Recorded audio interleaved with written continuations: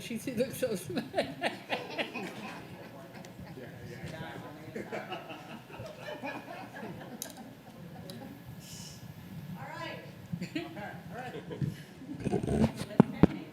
Great.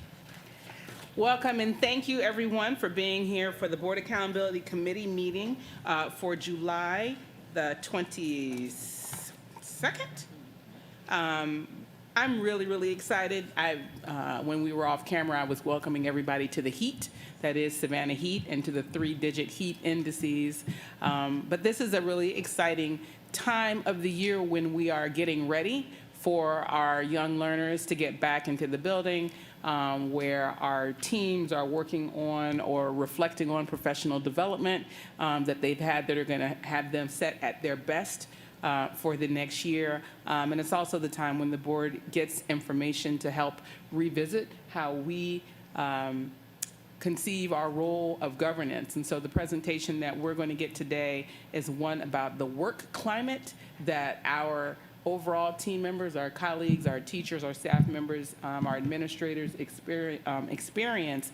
And I think it's going to be particularly helpful because we hear anecdotally about climate. We hear anecdotally about what it's like to work in the district. And we hear it when people are really happy and when people are really upset. But we don't often just get that information in aggregate in the way that we have today. So I'm looking forward to the presentation that our contractor Hanover has provided, and that's going to be presented by Mrs. Taylor.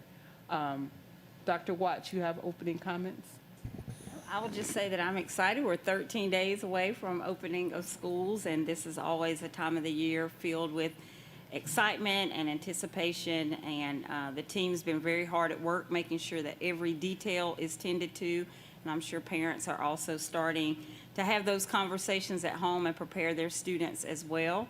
The topic that we are going to talk about is one of the most important ones, and if you remember during my Listen and Learn tour, my first year here as the superintendent, culture and climate was one piece that I didn't necessarily anticipate would be a topic that resonated with many people. Many people had comments, thoughts, and perceptions about culture and climate.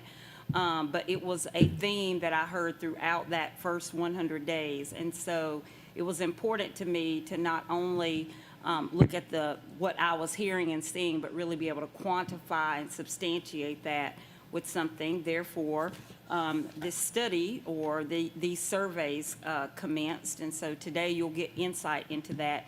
Culture and climate touches every single employee in the district in some way, shape, or form. It impacts our effectiveness. It impacts our efficiency. It impacts talent, retention, recruitment in many ways. And so for that reason, it continues to be a priority for us as a district. It is also one of the most difficult things to change.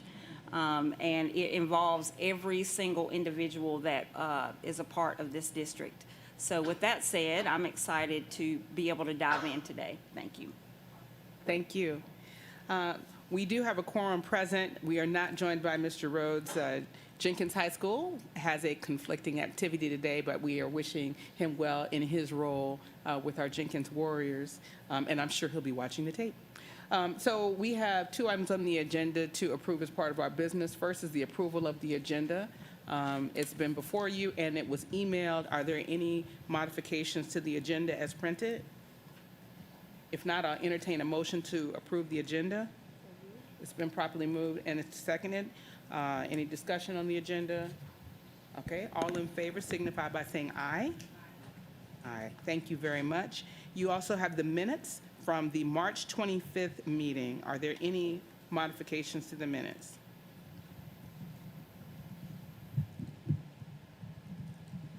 If you are ready, I'll entertain a motion to approve the minutes. It's been properly moved. Is there a second? Been moved and seconded. All in favor of approving the minutes from the March 25th meeting signify by saying aye.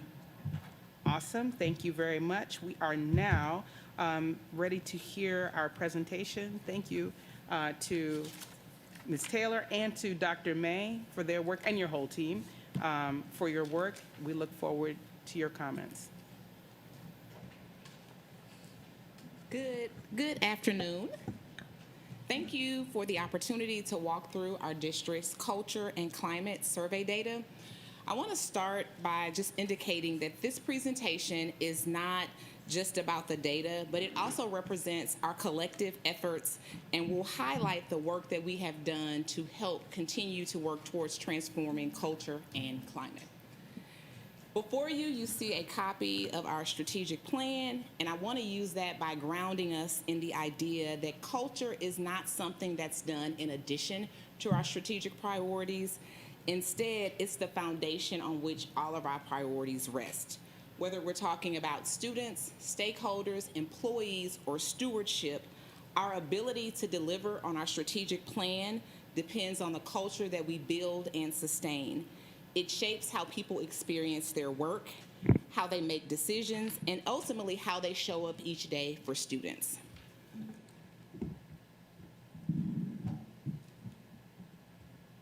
Before we dig into the data, I do think it's important that we align on what we're referencing when we use the terms culture and climate, because they're often used interchangeably. This slide outlines what our team has defined as our working definitions of both culture and climate. As you see here, we've defined culture as the district's shared beliefs, values, and behaviors, really the underlying norms that drive our decision-making, leadership, and how people interact across roles and departments. Climate, on the other hand, is what we see, feel, and experience day to day. It's the atmosphere or the perceptions of the environment and the relationships in schools and departments. I wanted to underscore this or raise this at the top because we've included these definitions in our survey, so when our employees or our staff took the survey, they had an opportunity to have those definitions before them. And what it really does is it adds clarity and helps us ensure that as we interpret the results and take action, that we're all speaking the same language. And also what it's doing for us is allowing us to build a shared understanding of both culture and climate, what it means in our district. With that being said, Dr. May will come and walk us through the data. Good afternoon. So today we're going to focus on the results of the school year 2025 Culture and Climate Survey. And this aligns with strategic priority 3, talent management for optimal employee performance. Specifically, we're looking at performance objective A, recruit, retain, and recognize a highly effective student-focused workforce through a premier value-added employee experience. And the KPI of focus in today's presentation is increasing employee perceptions of being valued or appreciated. The District Culture and Climate Survey is administered annually in partnership with Hanover Research. The annual survey was first administered in school year 23-24 with 1,721 employees participating, and this established our baseline for our strategic plan and KPI. In school year 2025, the following surveys were conducted. So for this previous school year, we introduced a mid-year pulse check. So that was a mid-year assessment of employee perceptions. This was conducted in January of 2025, and we had 2,535 employee participants. The annual survey, the full survey, was administered once again in May of 2025, and we had 2,168 participants. All surveys were distributed via anonymous survey link that was sent out via the Qualtrics platform, and this occurred during the last 2.5 weeks of the school year. Survey data was disaggregated by school and department for interpretation at those levels as well. For this presentation, we will hone in on the key findings from Hanover Research. So, yes. I'm sorry, Dr. May. Yes, ma'am. I understand that this is, you're zooming in on findings. Can the committee get the full survey data? Yes, Can we have that absolutely. sent? So the full executive survey prepared by, summary of the survey, excuse me, prepared by Hanover is actually linked, hyperlinked within the presentation itself, and it's available on the last slide. So on slide 24, you'll see that hyperlink, and that's the entire Hanover report. That's the summary, but not the full survey data? That is a comprehensive view. If there are additional questions beyond that, we're happy to provide support. We do have raw data, but that was the full report Are you provided by Hanover. asking to see it by school and department? Yes, That's I what you're am. asking. That Yes, breakdown, yes. Yes. And we have that, Okay. but only data level. Thank Yes, you. ma'am. So I think within the report provided by Hanover as the executive summary, what you'll see is the comparison between district personnel and school-level personnel. But in terms of that school and breakdown, we just have it in an Excel data. So we'll ask them for that kind of a follow-up report and provide it once that is prepared. Thank you. I think that as we're making decisions, investments, Yes. financial decisions, different resolutions, knowing what's happening at each schoolhouse level Yes. will Yes. be important to let us know the gravity of different decisions that we're making that affect culture. So that'd be helpful. Absolutely. Duly noted. So in the key findings, and these reflect all employees globally, so these are aggregate across both district and school-based employees. Employees reported satisfaction with roles, relationships, and job responsibilities, and we see overall satisfaction hitting 69% for school year 2025. That was a 5% gain over school year 2024. One thing I do want to know about all the results that you'll see is they reflect the combined percentage of staff who indicated they're either somewhat or completely satisfied. So that's where you see that overall satisfied percentage. With regard to relationships with colleagues, 83% reported being satisfied. 72% of employees are satisfied with the relationships they have with their supervisors, and 68% indicated satisfaction with the scope of their job responsibilities and the clarity therein. When we look at the relationship between satisfaction and retention, we see that employees are reporting being satisfied working for the district, and they're also reporting they are likely to remain with us in the next 3 to 5 years. Specifically, what we see is that 55% of our employees are satisfied working for the district, and 63% have indicated a likelihood of staying with us for the next 3 to 5 years.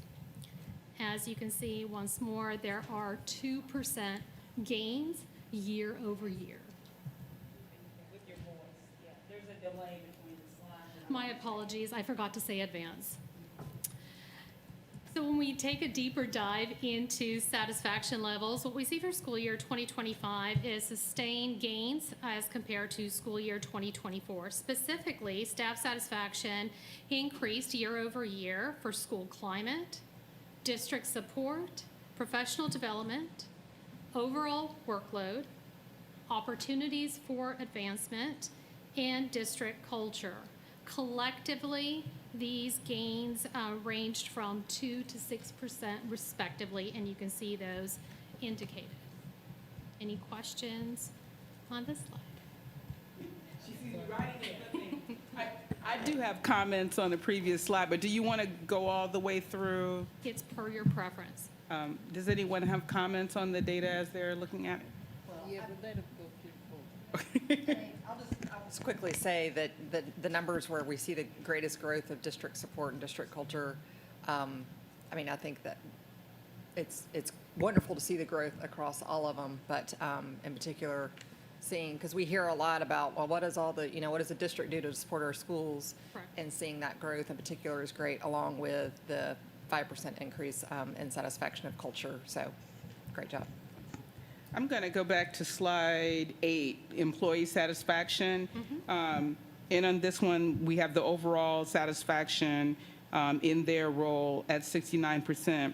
Yes. And it's just the Sagittarius in me that's going to go look for the small numbers, the underdog somewhere.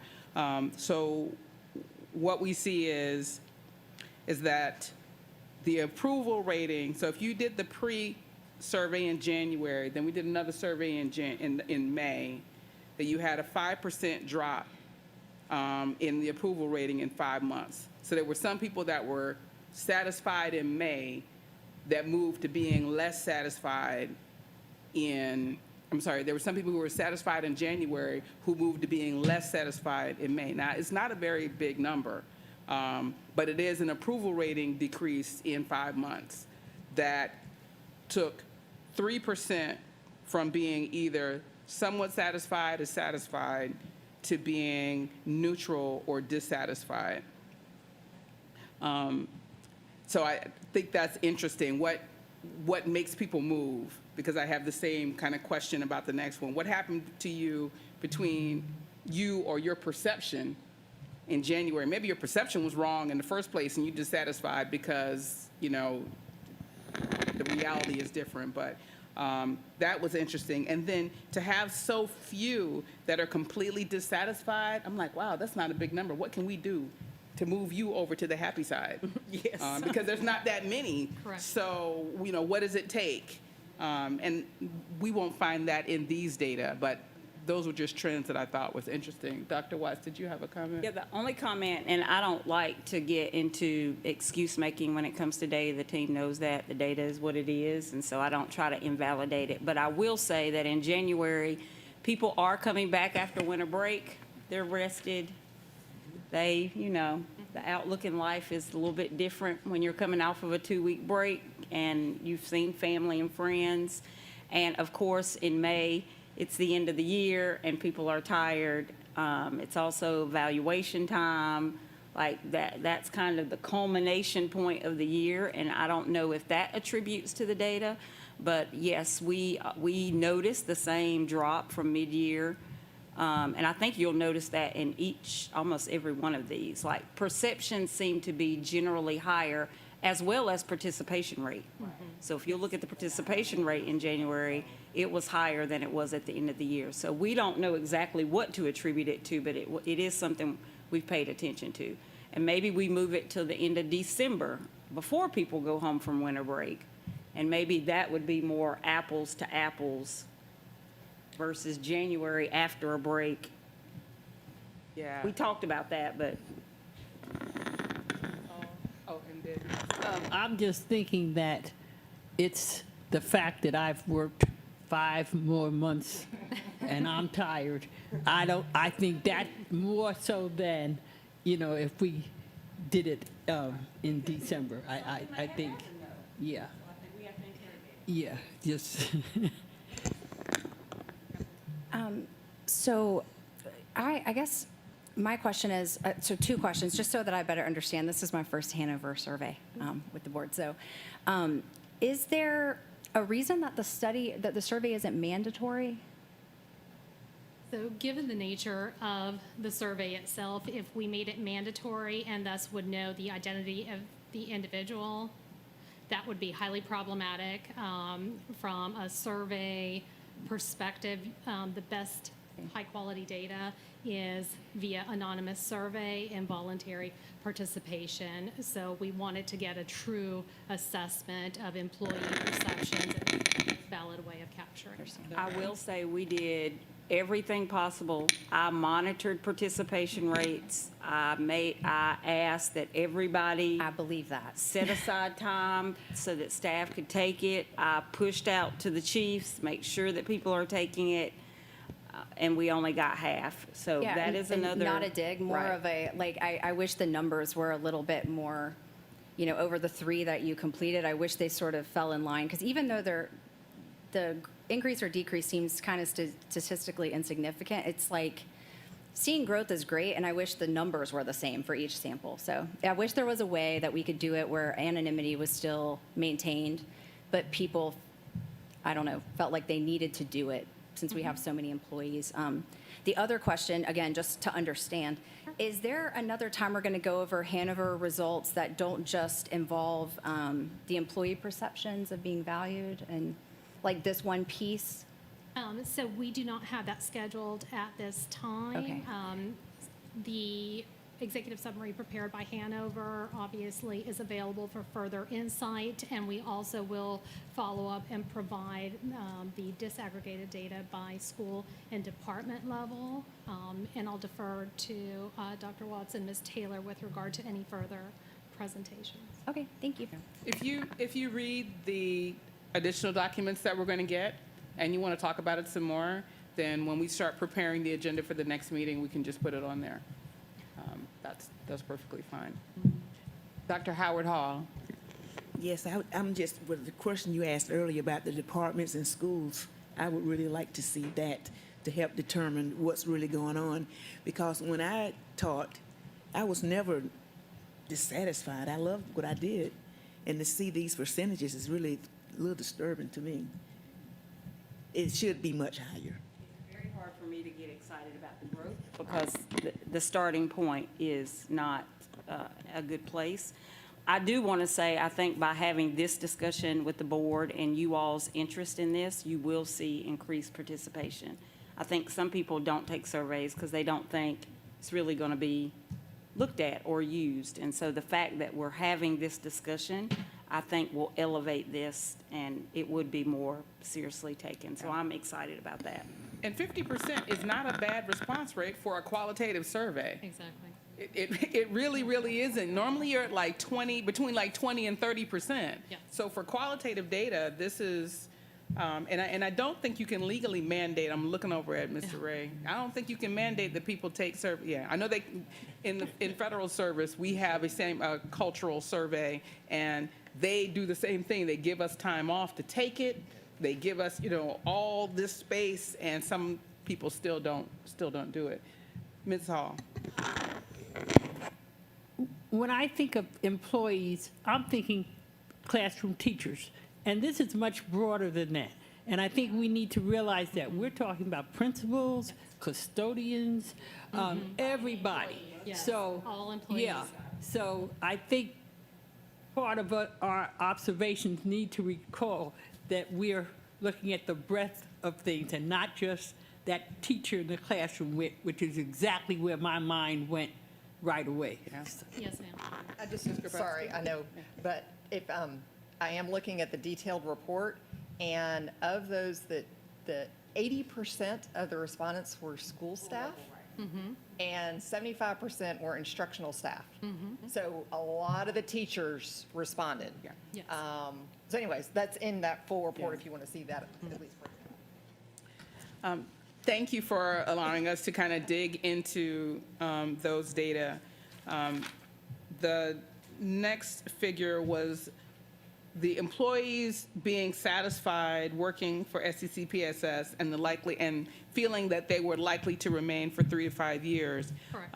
And so we have just over half that are satisfied, and that's what Dr. Watts was referring to, and a little over half of our employees who participated are likely to stay, 63%.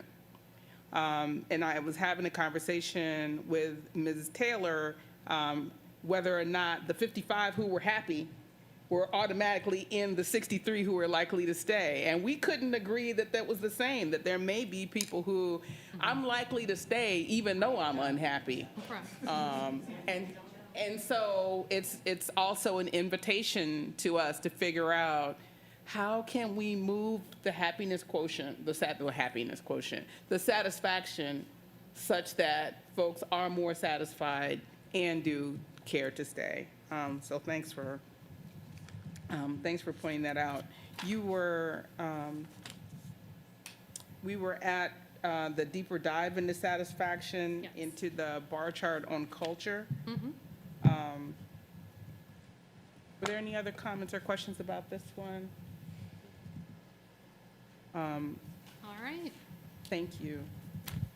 So as we move forward and look specifically at those items that address employee perceptions of being valued and appreciated, we took a look at 3 items specifically. The first was exactly as stated, employees indicated the degree to which they felt valued within SCCPSS. The second item was whether employees believe their contributions were appreciated within the district. And the last item was an overall sense of having one's voice being valued. And what we see from school year 24 to school year 25 are gains of 2 to 3% respectively. In school year 2025, 41% of staff reported feeling valued within the district.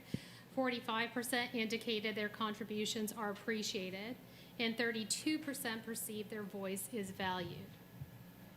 One thing I do want to note with regard to this, and as we move to the next slide that focuses fully on the KPI assessment, is that we did make the call and we utilized 2 items only for the KPI. So it's the first 2 items, feeling valued and contributions being appreciated.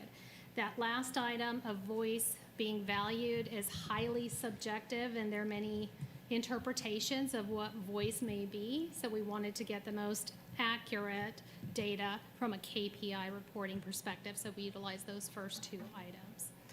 So as we look at our KPI performance for school year 2025, we see that 43% of our employees perceive being valued or having their contributions appreciated within the district, marking a 2% gain over school year 2024 and meeting our established KPI target for the year. So we're proud of the fact that we achieved our target, and of course, there's more work to be done. Are there any questions with regard to the KPI performance?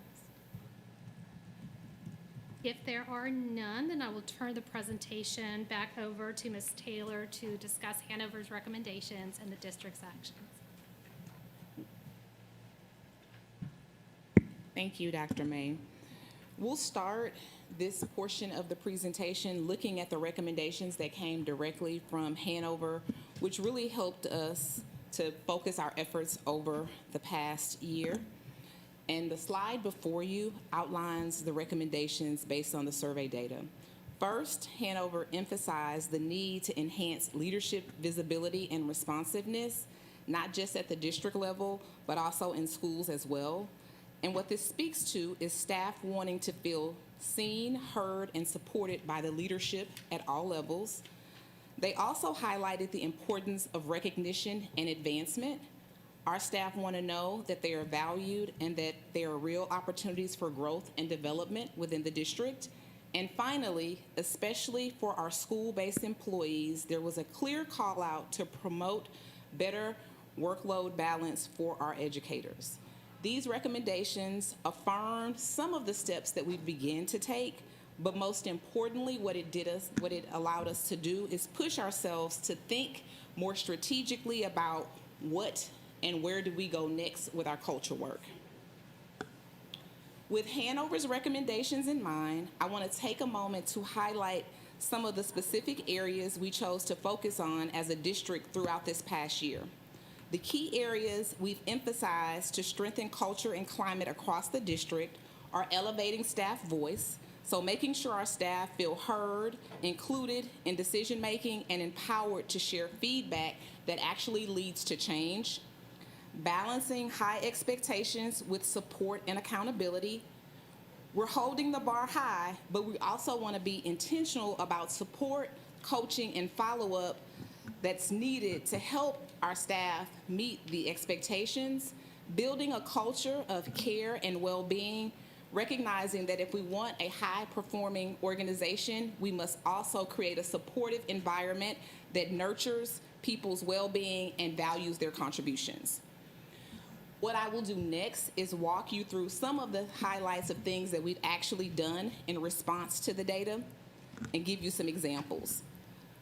So on the slide before you, you'll see that our school district leaders, because we definitely here wanting to see the school level data, but the school leaders have that data, and what they did with the data is reviewed the data not only for school sites, but also for departments to identify trends and develop action steps that are specific to their school or department, because we recognize that the context and uniqueness of each school and department is different, so the leaders did receive that data and did come up with action steps to help advance culture for their site or department.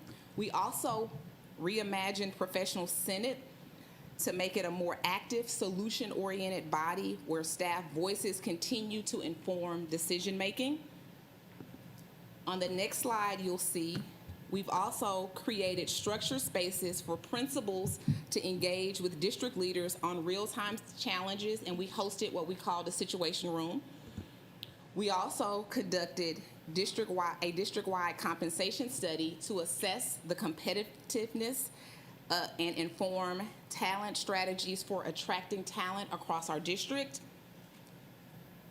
Not only did we gather feedback and analyze compensation, we also made intentional investments in leadership development, supporting school leaders in establishing strong school-wide expectations, as well as helping senior leaders grow around key leadership competencies. One of the moves that we've made heading into this school year was providing targeted training to school leaders to help them define and implement clear school-wide culture expectations. Each school has created a minute-by-minute culture plan tailored to its specific needs. And what I really want to highlight about this investment is that it wasn't a one and done. Leaders will receive ongoing coaching and support throughout the year to refine and strengthen their implementation.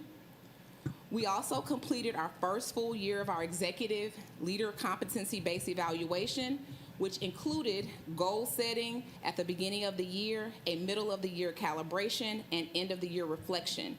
This whole process promoted clarity and consistency, and it emphasized professional growth as well as accountability for our senior leaders.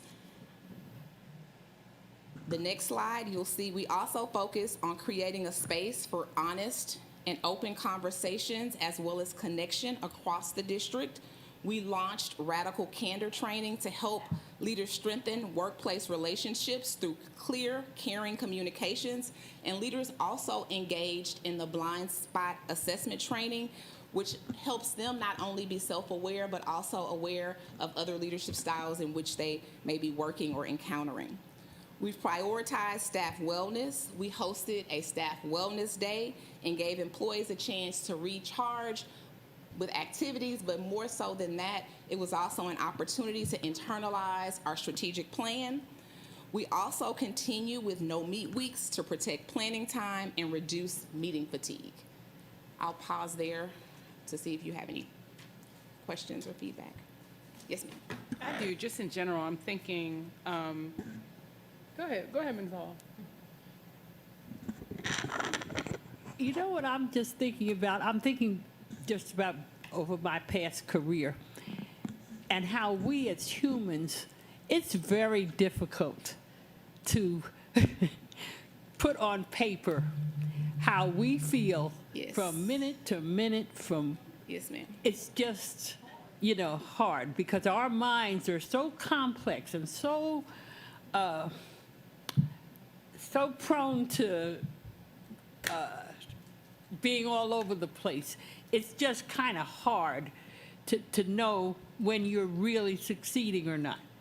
And that's why I like these surveys to stay as simple as possible. When you walk in my school, do you feel a friendly presence? You know, is that the general atmosphere of the school, that you're friendly? If you're a teacher and you have a problem and you come to me as the principal, am I warm and so I don't know that we can really ever capture that human, you know, we can try hard, and this looks like a very good effort at it, but I don't want us to feel down in the dumps if we can't move 5,600 employees more than 2 or 3 points at a time. That's basically what I wanted. My comment is kind of about how these actions access all of our employees. So we already know we have bias in who's completing the survey. We already know that we've got a good number in terms of responsiveness, but we know that it's really centered around the instructional core. You know, we might have a bus driver or two. We may have a nutrition school worker or two, but in terms of all of the individuals who are needed to make this system run, we haven't heard from all of them, so we don't know whether or not all of these strategies, these key Yes. actions are going to access them. I'm kind Agreed. of thinking like you guys know what a poke cake is? Is that a Midwestern thing? So it's this cake, Okay. right? Yeah, she's looking at me like she's going. Yeah. So you make Pound the cake poke cake. is, So you make for this not cake, poke. right? And then you are going to put pudding or Jello or something else that's supposed to find its way into the cake. So you have to poke holes in it, and so you pour it on top. But if you haven't really permeated that cake right, Not then gonna it's get to going to the be core. dry and not Gotcha. any good because you haven't fully gotten all of the good stuff into the cake. So I'm looking at this, and you were talking, and I'm sorry, I was thinking about poke cake. Maybe I'm hungry. But No, I was thinking, how do when we you make described it, it sure makes that sense. all of these key actions are getting to every level of the organization where the bus monitor, the teacher, the principal, everybody is feeling our investment and making sure that they have a good environment? You have the answer to that question, and it's not rhetorical. Oh, no. Okay. But I will say that after many of these events and activities, we do survey staff. So we have this big survey, but we do try to survey after each one to determine the perception of the event or activity or training. And we also ask, what are your next steps? Okay. And what help do you need? Can we deploy help to you to get in the holes? And so we make an effort, but I think that's what Ms. Hall was referring to. This is one of those things that it's just so difficult to get, and it really is kind of a new thing that we're measuring it, and even with some of my team, right, it's commented on in evaluations, and so it's the importance of cascading this down. I'm taking it very seriously, and I think it's just going to take time. Yes. I have an answer in terms of your question of one particular approach. I saw Ms. Grabowski and then Mr. Moss, and then I'll make an effort to give you my answer. So I'm going to take a little different approach than Ms. Hall. And I appreciate what you're saying about the simplicity of a survey just for people to be able to complete it. But this is so complex, like you were saying. And I know that I love what you're doing with the professional senate, because I think that's a great avenue, but are we doing like focus groups or anything else like that to try and inform this? And when I look at the statistics of who took it, about 17 of our school leadership took it. 17 people of our school leadership took the survey. So how does that reflect what's the principals are really like? When we look at the numbers of Principal, well, I'm assuming that school leadership would be principals and assistant principals. Office of School Leadership, because remember, it's by department, so that's the Okay. Office of School Leadership.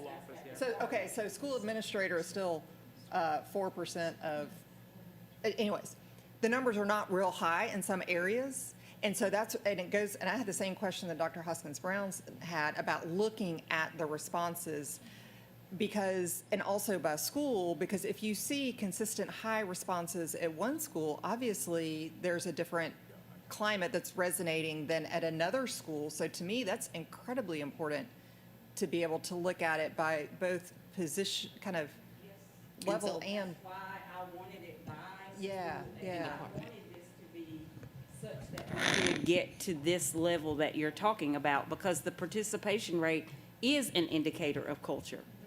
It is by itself an indicator of culture. And so, yes, there have been many conversations about, is it valid if only X number of people took it? Well, maybe what the data says isn't valid, but let's talk about why such a low number took it, because that discussion needs to happen as well. right. Or what is the way to, and I mean, I know you have to have a survey to get a lot of input at one time, but anyways, you get the point.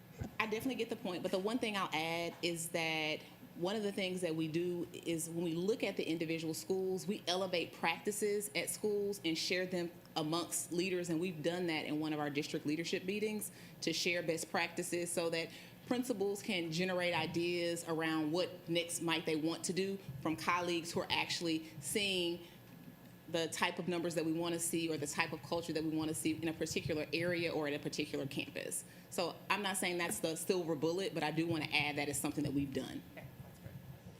Mr. Moss? So I'm looking at the Hanover recommendations, and the one that caught my eye as far as things that, we as a board can affect at all. And it says, for school-based staff, reduce stress and burnout by bolstering student behavior supports.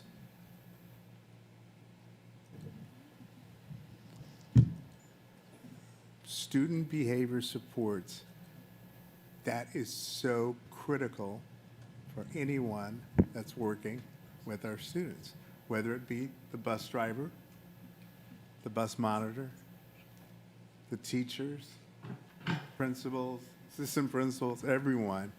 And so when we are looking at our policies, we need to keep in mind that our policies affect this. Whatever policies that we have, are we making policies that enhance better behavior by our students? And because if we do that, we will be bolstering the student behavior supports, because this is, we've had several conversations about this, and we always will. But this is, I think this point is critical. We can have all of the administration can be doing great and everything, but at the end of the day, it's how the staff, how bus drivers, how they all deal with our students, and do we have the type of policies that help understand the accountability, understand, consequences clearly, because I think a lot of times that's what some of our, Dr. Howard Hall she's talked about this a lot. At some of our schools, the kids are out of hand, and at those schools, you're going to have some burnout from staff. You can be the most dedicated teacher on the face of the earth, but if you're walking into chaos every day, so how can, at the end of the day, we'd like to know, how can we help you? Well, I will ask Mr. Attorney Dennison, to share his observation at the last principal meeting when we went over the attendance policy that you all passed, and what the response of the principals were in the room as it relates to that, because I think it speaks to what you said, Dennison. Yes, so I had the privilege of sitting in on a training that Kim McGuire was giving on our new attendance policy to the high school principals. And when she pointed out the fact that there were actually going to be real consequences for not attending, that you would not be able to move on if you don't meet the attendance requirement, there's an implication, you could really hear an audible sort of sigh of relief, almost, just thanks among the principals to say, so there really are going to be consequences, is that right? And she said, yes, there are. And it was, although that policy's got a lot of challenges and implication, there's a lot of lifting, they were really happy with the fact that, there are going to be real consequences for not coming to school that are going, they're going to say, no, this is really going to happen. So they really felt, you could just feel the sense of relief. They were going to be empowered to have consequences for that. Thank you. I wanted to get to answering your question. Are we on the same topic of the attendance and the, okay, then, all right. Dr. Howard Hall, Ms. Campbell, and then. I'd just like to add that strengthening school culture has a direct correlation with vacancies, because that's a lot on a school when you have all those vacancies. You have to implement strategies such as the combo classrooms and the collapsed classrooms, and you have a plethora of substitute teachers in those buildings, and that really wears a lot on teachers having to deal with classroom management due to those vacancies. So that's another. Absolutely. Ms. Campbell? And I was going to wait until the end, but since Mr. Moss brought it up, I'll just go ahead and say my piece about this. This is why I was asking about if we were going to focus on some of the other pieces, because even up until Friday, I hear from teachers and administrators that I've spoken to more times than not. Pay is usually one of the things that they cite as something that, disincentivizes them from staying. And if it was put on, a survey for any of us, I feel like if it was an option, we would say, oh, yeah, we'll take more pay, right? And teachers, yes. Monday. And surely our teachers earn it. Okay, so. Absolutely. No shade. I'm just saying that as far as what I hear, though, more than I even hear pay, and usually first in line is behavior. And so I really, like page 10 of the actual study that was linked, that Ms. May spoke to, it says, better compensation is the most commonly cited factor to improve satisfaction. School and district staff preferences diverge beyond that point. School staff prioritize improved student discipline procedures and enforcement. So I see that, and I feel for administrators who feel like they have to be the person that's then laying down the law and making the really extreme policy or seems extreme at their school. If we gave them the ability to have a policy that says, like, the attendance policy, where here's what the outcomes are going to be, I think it would empower everyone, and it would really give teachers a way, like, I'm not going to hold it up, but I wanted to show it to Mr. Butler and Dr. Watts afterwards, but I have a discipline referral policy here from a school that I was sent, and you need 4 write-ups for level 1 offenses, which are, disrespectful conduct, disrupting school activities. I mean, we're talking like kids not able to learn because of a misbehaving child, and that child not getting their issue addressed, where we could intervene, because you have to keep up with paperwork and make documentation on each incident before you can even get administration to intervene. And I'm not blaming administration. This has been a longstanding policy per the person who sent this to me. So, it was an old administrator. But these are the kind of things that I think we should focus on, because I think that's something that's policy lane for us. And that's what I hear more than anything, not pay. I do hear pay a lot, to be fully transparent, but it's behavior. And if they could teach, because when, you see that there's maybe less satisfaction, or more satisfaction, but less people wanting to stay, or vice versa, that sounds like a teacher to me. They might not be satisfied, but they're going to stay because they love their job and they're doing it for the right reason. So I think the behavior piece is really the piece that would get us to where they feel more empowered and that they can do what they went to school to do. So That's helpful, and I'm looking forward to these discussions in other meetings, because honestly, behavior and getting to where you want to go costs money. It costs personnel time, because one disciplinary event with one child at one school is that child executing the event, that child going to the office, an administrator and a teacher sitting to document that, the child staying in the office while the SRO or whoever else needs to come. Everything is long, extended touch all day that may take that assistant principal or principal all day to manage that. And then there's the report, and then there's any other authorities that have to come and interview and spend 2 hours doing that. And then there's you haven't even called the parent yet. You just have the fire smoldering, okay? So you have the child moved to where the incident is now stopped.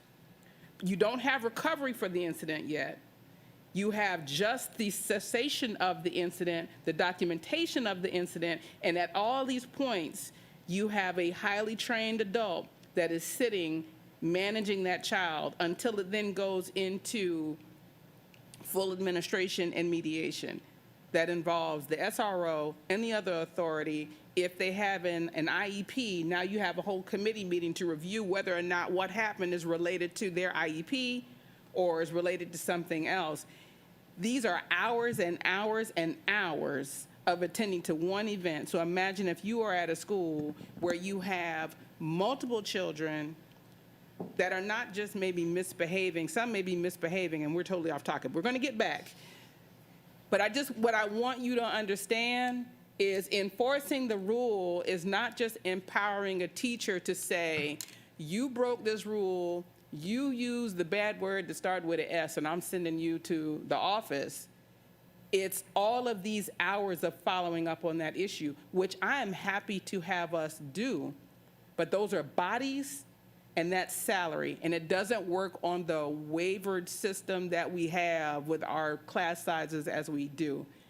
We need way more smart, disciplined adults in classroom helping the instructional leader. And you don't get that on a budget, you don't get that on a rollback, you can't fund that from eSPLOS. So if you want it, we have to pay for it.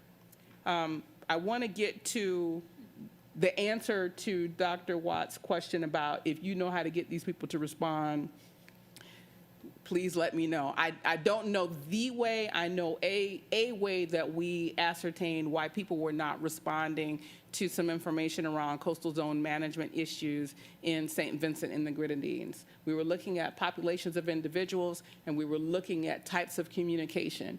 And the populations of individuals were government officials, fishermen, nonprofit organizations, community members, and I think there may have been another one. The means of communication were TV, radio, website, in-person, and newspapers.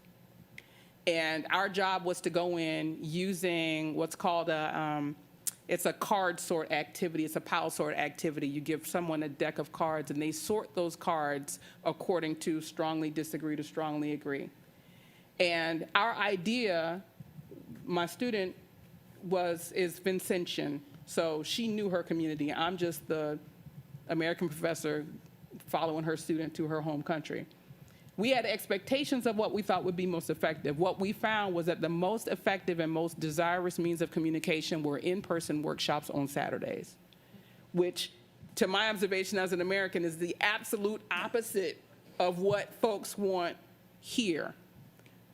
But that was the mechanism of communication that talking to all these people from the Prime Minister's office down to the fishermen on Beckway, we asked them, how do you want to receive the information that is important?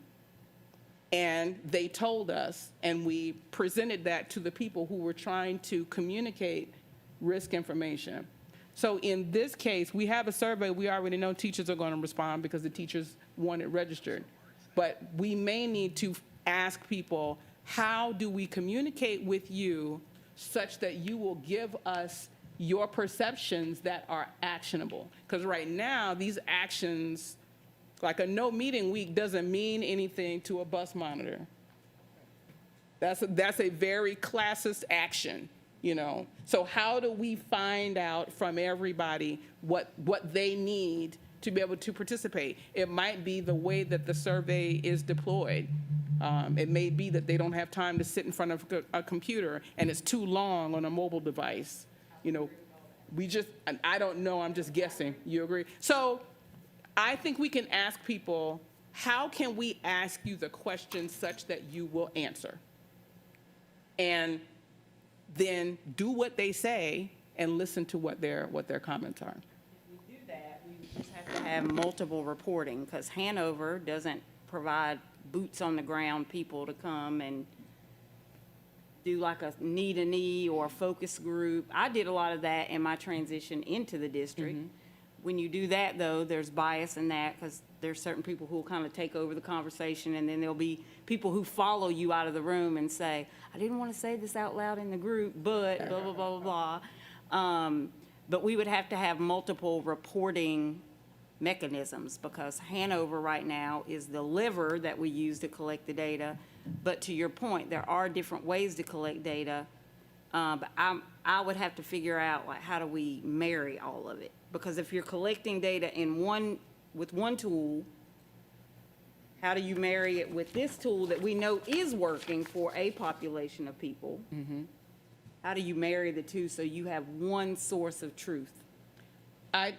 It's my opinion that this is the committee that helps with that. Yeah. And that this is the team of professionals that helps lead that.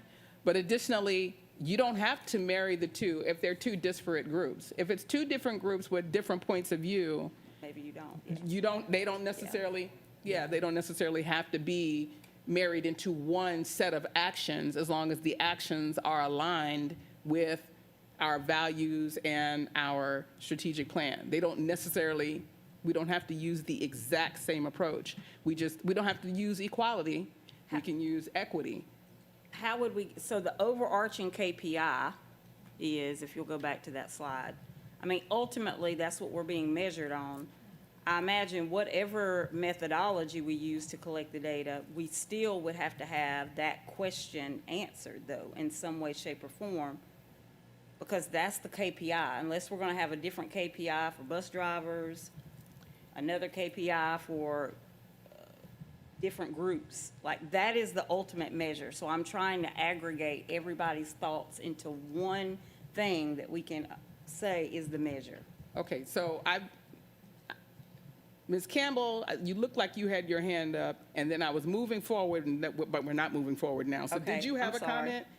Yeah, I was And just. then Mrs. Hall, and Yeah, then I- Mrs. Grabowski. I agree with the struggle that it will take. I think we took it on with the attendance. I think it's our role, once we see a problem, to address the problem, even if it's anecdotal. But now the behavior isn't anecdotal, and I don't want to beat a dead horse, but I do want to say that I think one thing that I have heard as well, and that I have seen in my own children, if I give them 4 chances, 5 chances, whatever it is in a discipline framework at home to correct a behavior, they're not incentivized to correct it. I think that if we demonstrate that we mean what we say, it will not take as long as we think it will take. I think that we just have to have actual boundaries and rules in place and empower teachers and administrators to act them out. And we're doing it with attendance, and that was a heavy lift. I mean, our team did an excellent job. They spent so much time on that and running it by us before we even voted on it for us to discuss. So, I mean, I think it's a great time to take on some of these challenges that could really be the root cause of why teachers are potentially unhappy and don't want to stay. So I'll leave it at that. Oh, well, actually, wait. So at the top of this discipline referral sheet here, it says in bold letters as like the title, classroom management is the responsibility of the teacher. And I think that kind of bothers me as well, because it's really not at this point, right? They're waiting to chalk up enough, again, policy-wise, like it sucks to have, the responsibility of the classroom, but not the ultimate authority. And so I think we could give that to teachers. And if it takes more people, then it takes more people. But if we mean what we say. Okay. To some Thank you. extent, yes, I 100% agree with you. I think, I want to remind potentially Team 10 that policy is one step of a very long operationalizing process. So yes, you all passed a policy. It's a great policy. But guess where the real work is going to happen? Over the next year. Enforcement. You won't see any of that. So the first step of the policy is just one piece of it. When you're talking about student discipline, of course, I want every teacher to feel empowered to make decisions, but there are so many nuances with students who have special needs. And there are actually federal laws that guide us about what can and cannot be done when IEPs are in place for kids. I think another place we have to be careful about this is that there are biases. For one teacher, seeing a kid talk in class or lay on the floor, that might be seen as not a big deal. I can run my class. I used to let kids lay under the desk. If you want to do your math problems under the desk, baby, please go ahead and do your math problems under the desk. The goal is I want you to do your math problems, right? But to another teacher who wants a very structured classroom and everybody, then it becomes a referral. And so how does a kid then adjust based on a teacher's individual style, the lens in which a teacher tolerates certain behaviors, and the ability for classroom management? You can see a kid who literally is swinging from the ceiling in one class and go to the next class and his pants are pulled up, his shirt is pulled down, his books are out, and he's ready. So what do you attribute that to? So there's so many, it's more than technical, is the point I'm trying to make. You can create a policy all day, but the interpretation and operationalizing that in the classroom is extremely complex. And we don't have the luxury of putting kids out. We just don't. We don't have that luxury. We cannot say, go home for the rest of the year. Right. Or go home for, we don't have that luxury because of laws that guide school districts. And so it's so complicated. And if you spent any time in a classroom or in a school, it is really complicated. Thank you. Mrs. Hall? 1 minute. When I started here in 2012, these are the problems we were going over. I swear to you, in 2012, these were the problems, and they're still here. Quickly, one thing I did, I had surveys done at faculty meeting. That's all the faculty meeting was. We're going to do a survey. And as many people school-based as I could get to the faculty meeting, that's when we did the survey. So they didn't mind because I wasn't taking away their time and I wasn't standing up there yap, yap, yap. We were doing a survey. So just quickly, that was, yeah. Apples, candy bars. Okay. Discipline. Dr. Hoskins-Brown, we need to spend a whole meeting at some point about that because the schools have the entire society's problems on us now. Children are angry. So many children are angry, and they're acting out. And our old-fashioned things of go to ISS for the day and come back tomorrow and you're ready to work, that's not working. So we need a whole meeting time to just discuss Okay. the gravity of the discipline problem now and how we're going to work with the anger that we're seeing these kids bring to school. Something holistic that we haven't found the answer to yet. Okay. I see Dr. May writing, so thank you. That was my Ms. Grabowski? I was just going to just quickly go back to Dr. Watson's talking about the KPI. And our KPI is increase in employee perceptions of being valued or appreciated. And I think it's important that we keep that consistent, but it could be that it could be measured different ways based on school-based, like, I do think there's different ways to measure it and still get that same thing. We just need to But think it's- through it. Yeah, makes it. Okay, so we officially jumped the shark, but it was a good discussion. Absolutely. And I think it gave us an opportunity to really demonstrate in real time for the community how all of these things are interrelated. And they're not just philosophical, they're not theoretical, they're not seasonal or temporal. They're not just financial, they are partly psychological, they are entirely social. And so I think that the complexity of just how satisfied are you is impacted by all the things that we discussed. So we were at key actions that were recommended by Hanover. And did you?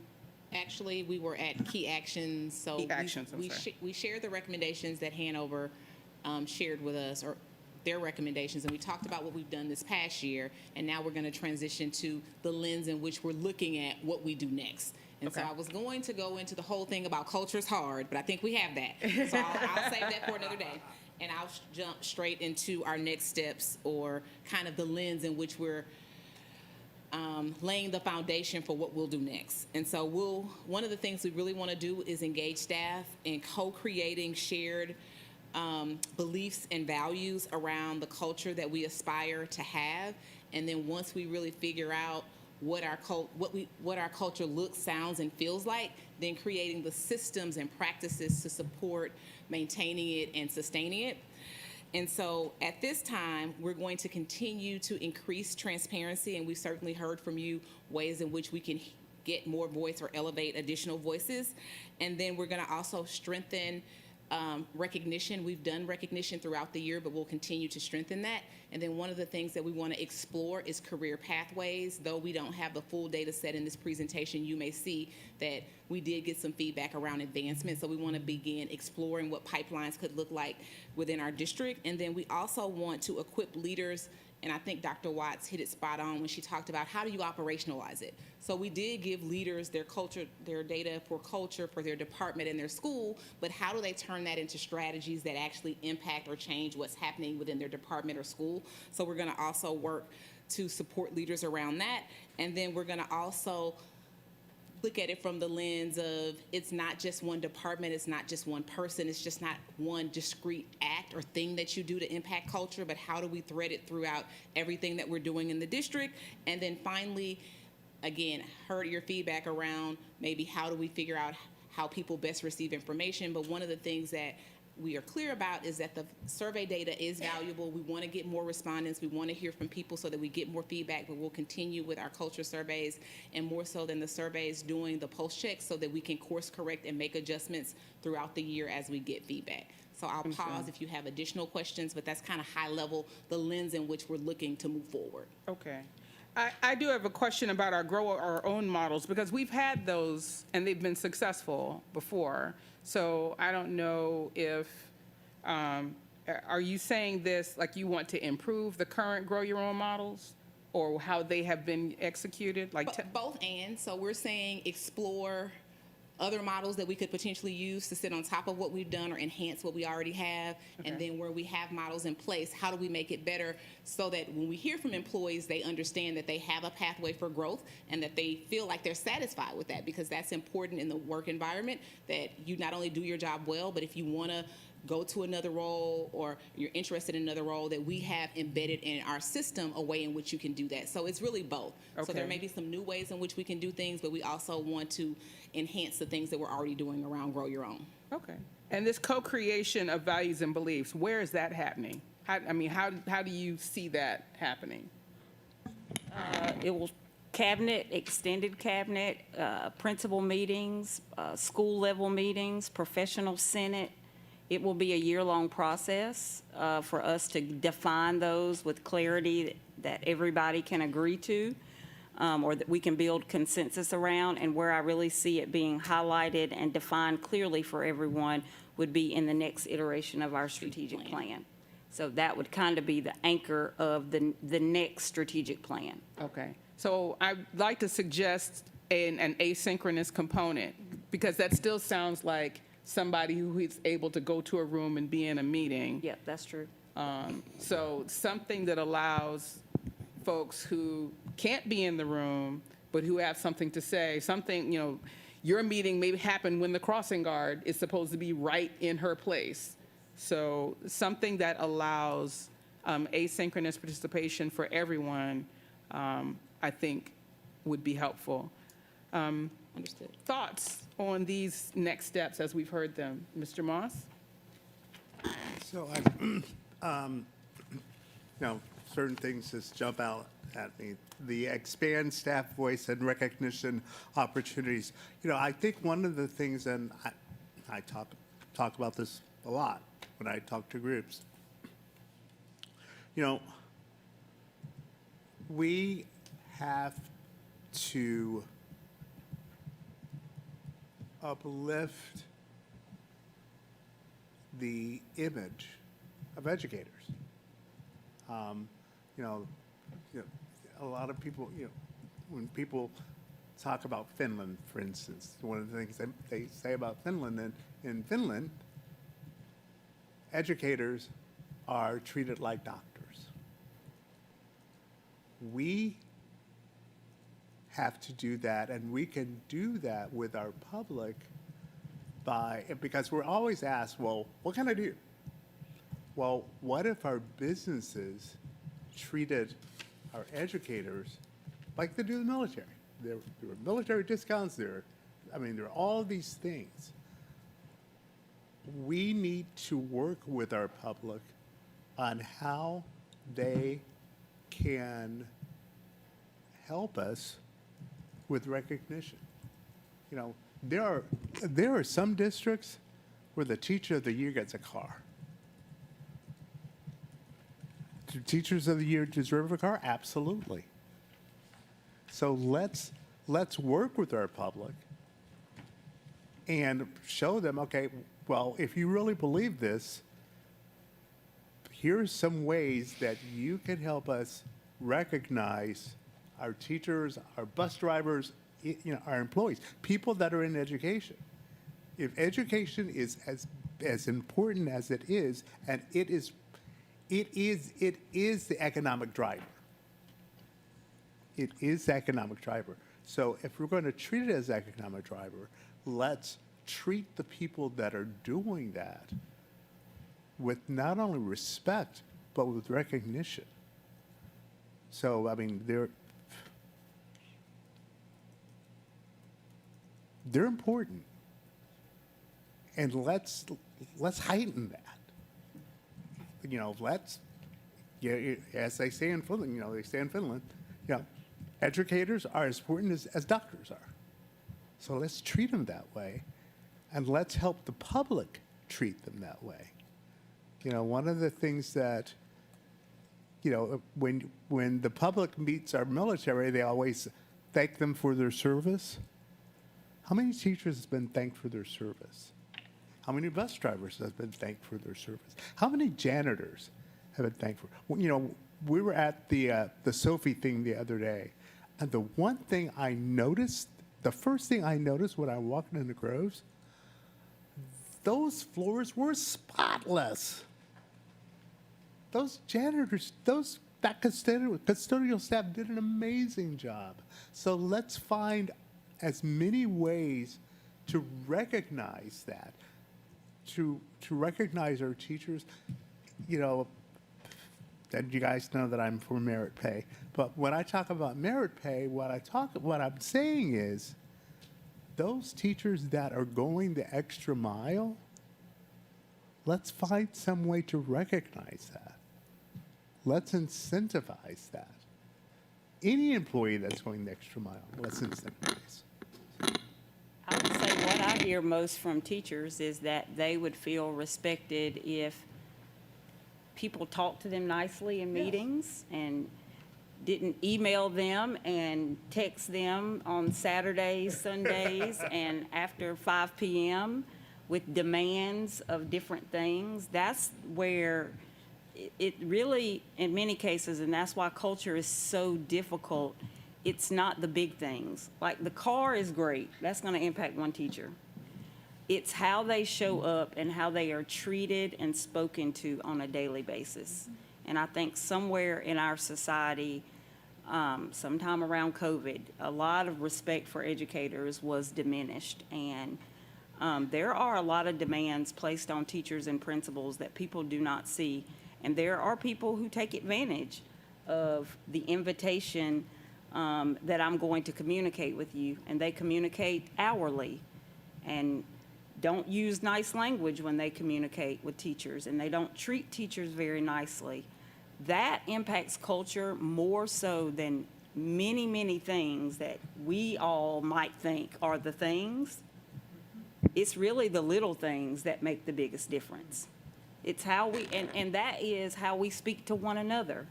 It's not just, external to internal, it's internal to internal.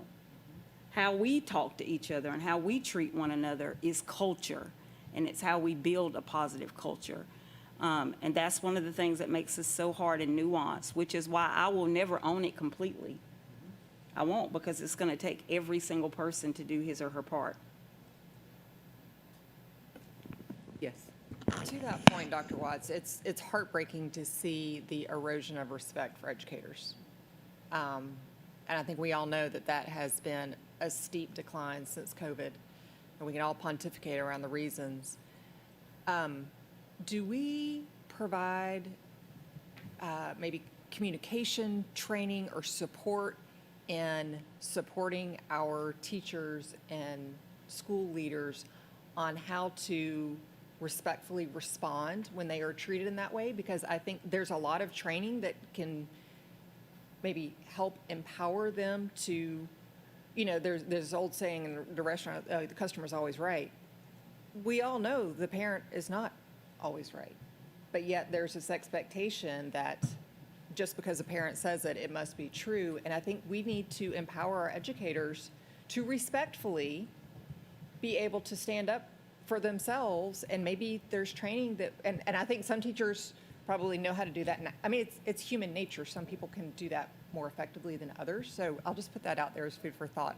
Hannah talks about it. I've had Dennison try to roll out a document to our principals that gives principals language to use around if a meeting becomes contentious and it's not productive, that it's okay to say, we're going to end the meeting and come back when calmness can prevail.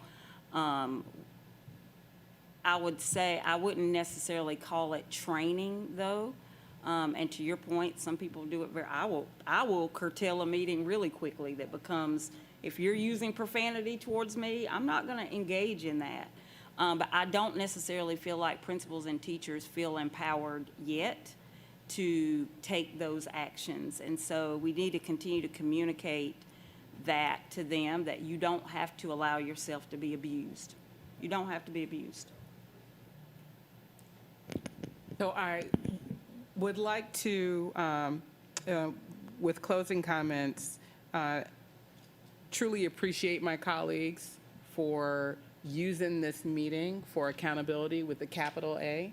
I mean, that's really what we, what our goal is to hear. It's not like an informal board meeting where we're just supposed to receive the information and we might discuss it or we might not. This is where we do deep digging. I want to thank Mrs. Taylor and Dr. May for their preparation of what they deem the highest, most salient points related to this KPI. I think there could be conversation about whether or not this KPI could be dissected, and we probably need to think about that between now and October, because we'll have a draft of a DAS plan for then. I think I could see it either way, and I'd love to hear discussion on it. I think that you can collect data and combine them all to support one KPI, or you can have multiple KPIs. The problem with multiple KPIs is somebody has to do the data analysis and the summary to tell us whether or not we actually met those individual goals. The other thing I want to record is action items. We've said that we want to talk about school and division level data in the full report. And so once we receive that and you dig through it, do reach out to me if there are some particular topics that you want to talk about. It may be that we can do them in the next meeting. We may need to have a special meeting. Discipline will take a whole meeting, I'm sure. So certainly, yes. And qualitative data, was there qualitative data in that? Like open-ended questions, responses? Okay. Thanks. So the action items are to receive the full report, to look at it, and let me know if there are things that you want to pull out for discussion. I will use that information when I meet with Ms. Taylor to set our next agenda, and actually looking at future meetings. We don't meet every month. We used to. We may need to insert a meeting to accommodate the level of discussion that you would like to have. Our next scheduled meeting is October 28th. And yeah, again, just very, very thankful for the depth of thought that you provided and the depth of analysis that we received from our staff for their able representation of the work that was provided by Hanover. I feel very confident in our staff at being able to use the research methods that they have presented from Hanover. So Hanover, great, love you, terrific, but I fully believe that our team can do this research and be able to ask other questions that we need at a frequency that will give the superintendent the information that she needs to make decisions. So again, thank you. Dr. Watts, you have closing comments? Thank you. Everyone have a great afternoon. Stay hydrated, stay cool. Thanks again for being here.